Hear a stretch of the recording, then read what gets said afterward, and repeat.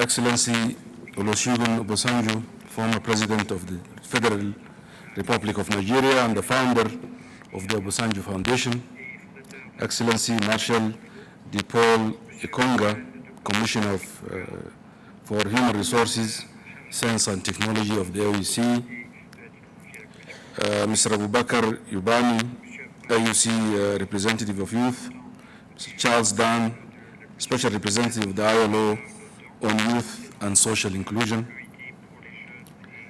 Representative of the Youth of Africa, distinguished participants, ladies and gentlemen, it is indeed a great pleasure to welcome you to the headquarters of the Economic Commission for Africa.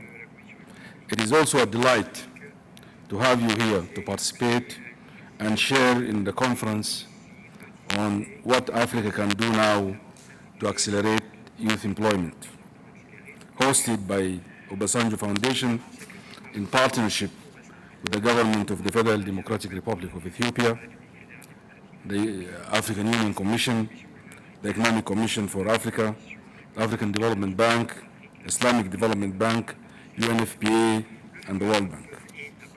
This conference brings youth from all over Africa to directly address African leaders and policymakers on their unemployment situation and to make suggestions in view of their prospects for employment.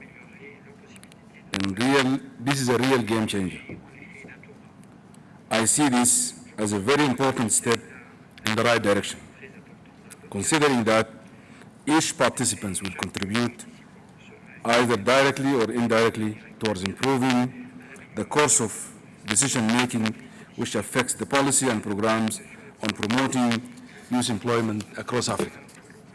Excellencies, distinguished participants, ladies and gentlemen, Africa, the youngest continent in the world, with the majority of its population below the age of 30 years. The majority of unemployed people in Africa are aged between 15 and 24 years. Despite an impressive annual growth rate of more than 5% in recent years and commendable progress achieved in the area of education, Africa has been unable to significantly expand employment opportunities for young people.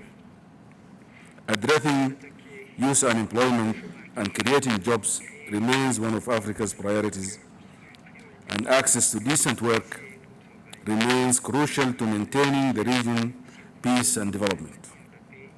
Countries have been advised to create an enabling environment for job creation, as well as implement policies that include, among others, expanding the private sector, encouraging innovation, and improving the quality of education as a way of addressing youth unemployment.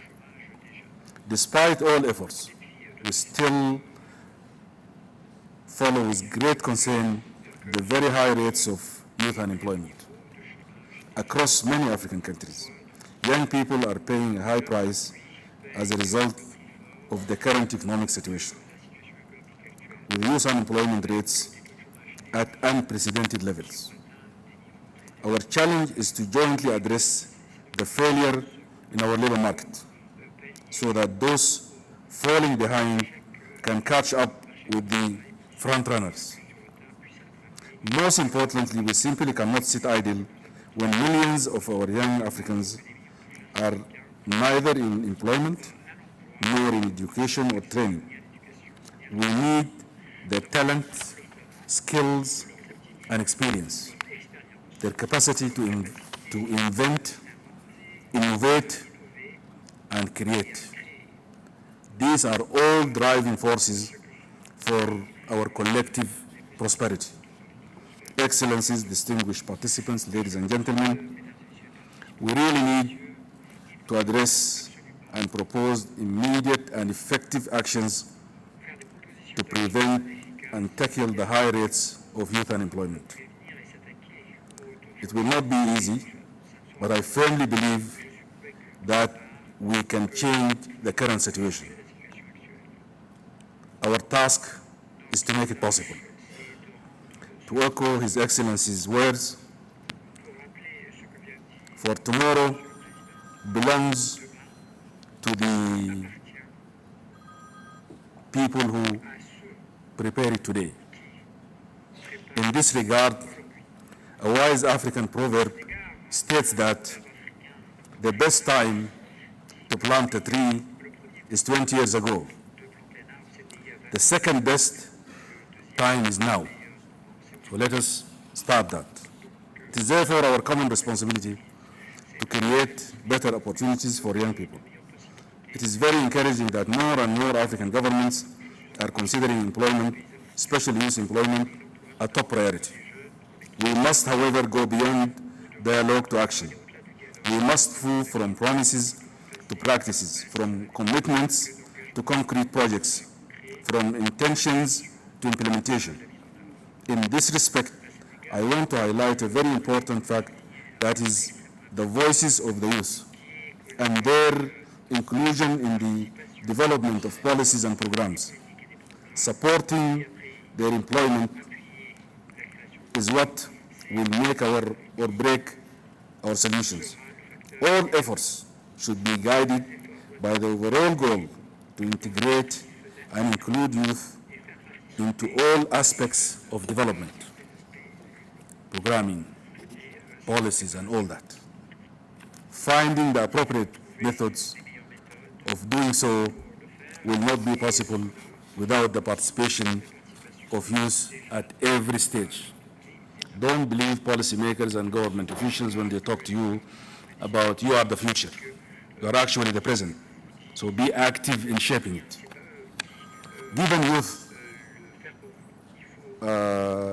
energy, enthusiasm, and innovativeness, they have the potential to contribute immensely to the socio-economic development of our great continent. There is need, therefore, to create an enabling environment and opportunities for the socio-economic empowerment of the youth. Achieving an inclusive society takes planning and systematic work. Some aspects have proven most essential in that effort. Let me just mention a few of them. High level of political commitment and support and allocation of adequate resources is key to this effort. Action-oriented plans and strategies with concrete measures and explanations on how these measures will improve the existing situation.